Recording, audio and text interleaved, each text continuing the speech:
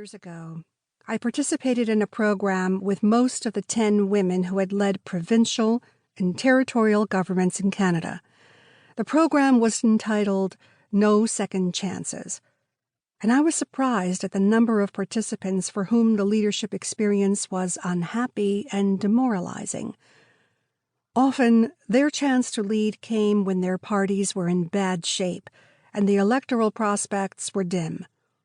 If they succeeded, their male colleagues worked to edge them out, since the top job was now attractive.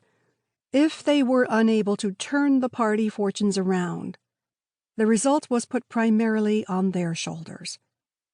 The risks of leading are greater for women than for men.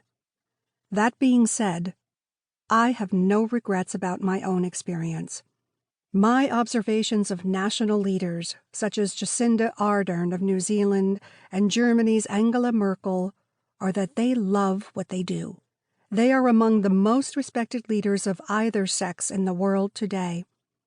The late UC Berkeley philosopher Joseph Tussman liked to say, "The unit of human understanding is the story."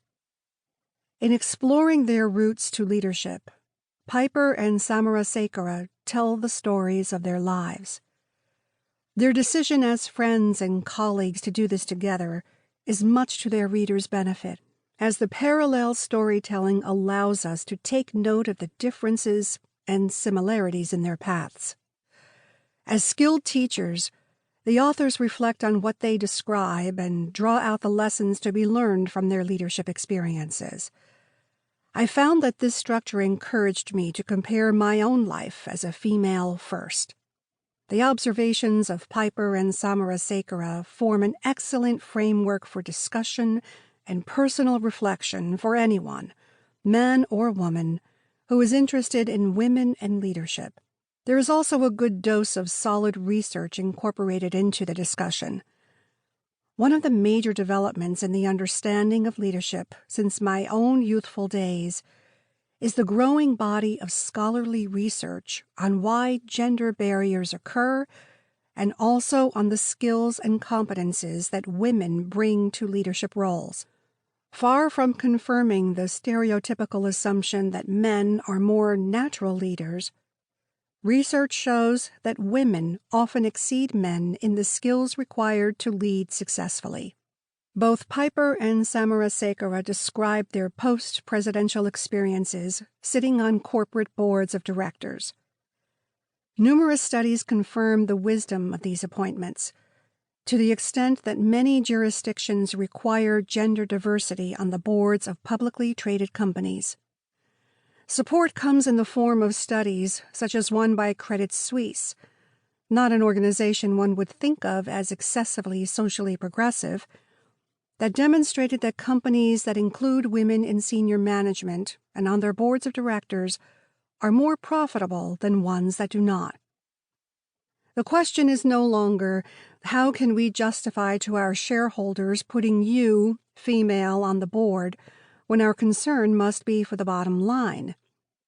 Now the question becomes, knowing what you do about the value of women in management and on boards of directors, how do you justify to your shareholders that you do not have any? Finally, Nerve is a generous book because the authors share some of the missteps that almost derailed them. My experience is that when women speak honestly of their failings, this becomes an excuse for those who do not accept their presence in leadership roles to pile on, rather than allow an exploration of how to learn from mistakes. Piper and Samarasekera talk honestly about how it feels to be out of power, an inevitability for any leader.